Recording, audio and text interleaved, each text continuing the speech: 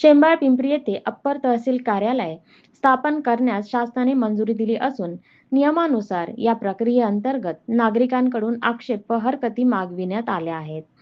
ही प्रक्रिया नियमित प्रशासकीय कार्यवाहीचा भाग असली तरी काही व्यक्तींनी शेंबाळपिंपरी येथे अप्पर तहसील कार्यालय होऊ नये यासाठी आक्षेप नोंदविल्याची माहिती समोर आली आहे.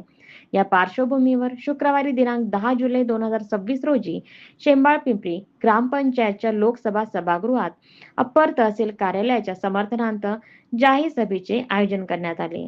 या सभेचे निमंत्रक जैनुलबाई सिद्दीकी होते. सभेच्या अध्यक्षस्थानी भारतीय जनता पक्षाचे ग्रामीण तालुका अध्यक्ष डॉक्टर अजित चंदेल होते.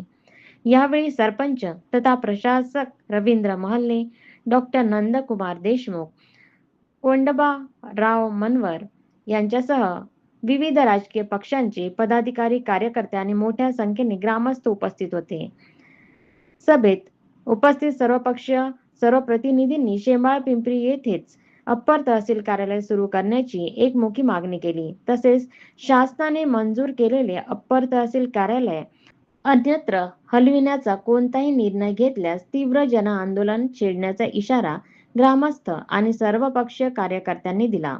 यावेळी अप्पर तहसील कार्यालयामुळे परिसरातील नागरिकांना शासकीय कामकाजासाठी होणारी गैरसोय दूर होईल आणि प्रशासन अधिक लोकाभिमुख होईल असे मत अनेक व्यक्तींनी व्यक्त केले. त्यामुळे शासनाने जनभावनांचा आदर करून शेंबाळपिंपरी येथेच अप्पर तहसील कार्यालय सुरू करावे अशी मागणी सभेत एकमुखाने करण्यात आली.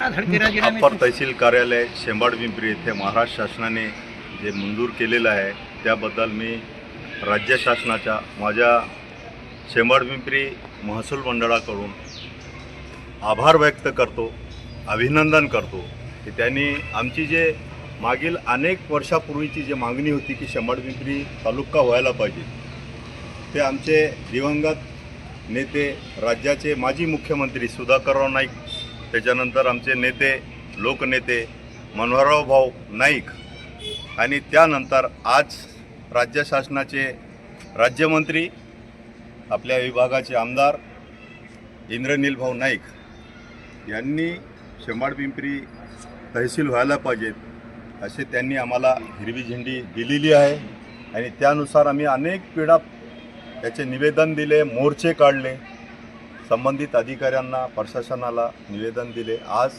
ते आम्हाला पावलं शासनाने जाहीर केलेलं आहे. आता याच्यात आक्षेप घेणं हे शासनानं समजा एक भाग असते, तर 15 जुलैपर्यंत आक्षेप घेण्याची त्यांनी समजा हे केलेली आहे. त्याच्यात लोक जे प्रभावी आमचे जे सहकारी आहेत, आमचे मित्र 2 मंडळातले तुमचा बेलोरा आणि खंडाळा, त्यांनी प्रतिक्रिया आणि असे दिले शासनाकडे किंवा शेंबाळपिंपरीला आम्हाला जाण्यासाठी बेलोरा आणि खंडाळ्यावरून पुसदला जावं लागते आणि पुसदवरून शेंबाळपिंपरीला जावं लागते. हे शासनाची दिशाभूल केलेली आहे.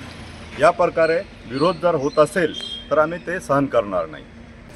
शेंबाळपिंपरी येथे अप्पर तहसील कार्यालय मंजूर झाल्यानंतर तहसील कार्यालयाची जी स्थापना इथे करायची त्याची हालचाली चालू झाल्या आणि त्यानंतरच काही मंडळाचा या सर्कलला शेंबाळपिंपरी येथे अप्पर तहसील कार्यालय मंजूर जे झालेले आहे त्याला विरोध दर्शविला.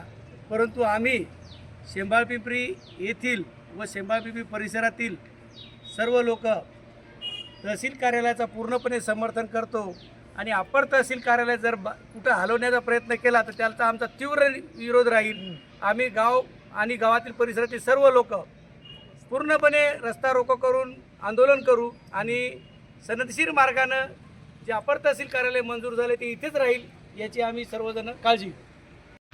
नमस्कार. आज आपण शेंबाळपिंपरी येथे जमलेले आहोत. सर्व नागरिक आणि प्रतिष्ठित नागरिक, सरपंच साहेब आणि सर्व पक्षीय लोक इथे जमलेले आहेत. आमच्या सर्वांचा इथे मेळावा जमावा जो झालेला आहे त्याचं कारण एकच आहे की शेंबाळपिंपरी येथे अप्पर तहसील ऑफिस जे आहे ते सँक्शन झालेलं असून बाहेर पातळीवर तिथे त्याचा विरोध होत आहे आणि त्या विरोधाखातीर आज आम्ही इथे जमलेले आहोत.